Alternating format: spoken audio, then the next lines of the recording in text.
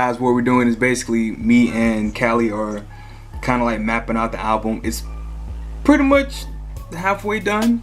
We just have to give it some sort of context. It's very eclectic. It's almost like how do I put it? It's almost like we're basically trying to, and it's not to down the album, but we're basically trying to teach a butterfly to walk. Basically. Yeah. I feel like I'm being controlled by time.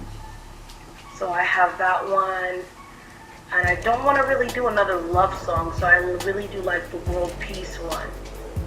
And then another one I was maybe trying to just do like a fun one, like a Kesha, Katy Perry, just something fun for the kids to just not think and just have fun with, you know what I mean? Also at the same time, we still want to anchor in. They don't have you want to like create too much music, because then you'll start getting into a groove, and then it'll change the whole album. And then next thing you know, you want to change the title. It's another thing I'm afraid of right now. Yeah. Another thing I'm listening to all these different beats, and I'm like, well, maybe people will understand me better if I use these beats. And then when I get these beats, I'm just like, does it really go with what I have so far? What's been the process for this album? Process for this album has just really been creating it. You know, I've come up with 3 different titles, and just as I've evolved as an artist, it's changed with me along. And finally, when I came up with the concept of, I've always had the concept of wanting to tell people and showcase who I am, and it started from La La Land to Lululand and then back to Earth, which just basically symbolizes me coming back down to earth and more conscious-minded as a human, and you know, leaving those hippie and just bubble-headed type of theories away. So that's just basically the whole concept of it all. But I'm just trying to right now with Jeremiah just get it into, just put it into a body of work where everybody will be able to understand how eclectic my thoughts are. It's basically, I'm trying to do a Bjork thing, but we don't want to do Bjork. She's a bit too far left right now.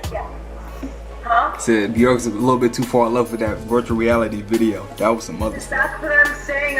It's like, I don't know. I guess, and I know I've asked you this before, but I do it for redundancy to make sure that everything that I'm piecing together, because eventually I'm going to start playing some stuff, so I can really get your opinion on it. But what do you want to tell people with this album? Like, what's the story of the album? The story is just me. It's just about me becoming more conscious-minded in how I see love and how I see the world and how I feel. And some of the beats that I've made, I know they're super complex, but it's just they embody how I feel. You know, I feel like I'm an indigo.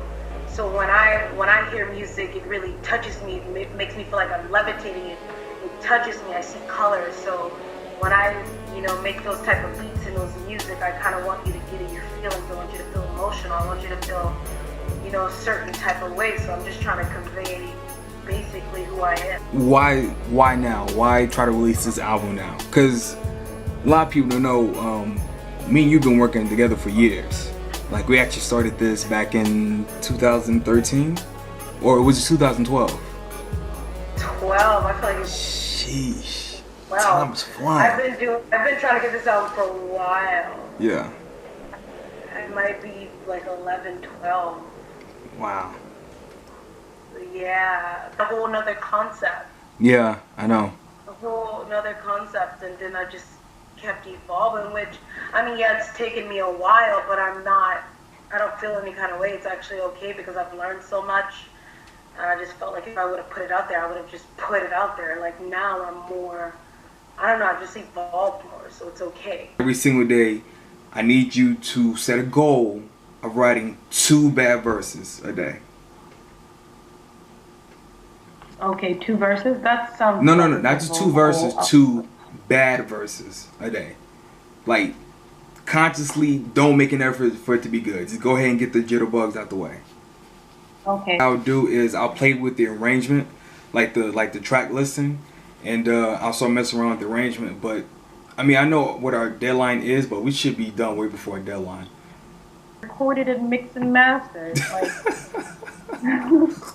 I just like, that's what's stressing me out too. Like, I recorded it, mixed and mastered it finally, and now it's like, y'all don't really dig it? Well, where do I go from here? Well, Like, the next part, the next part is as well is that finding the market for it. That's gonna take a little bit more work. But once you find your niche, you'll be fine. that's another thing, because Willie always told me, stop asking people for opinions. We haven't even told them what this is yet. Thank you.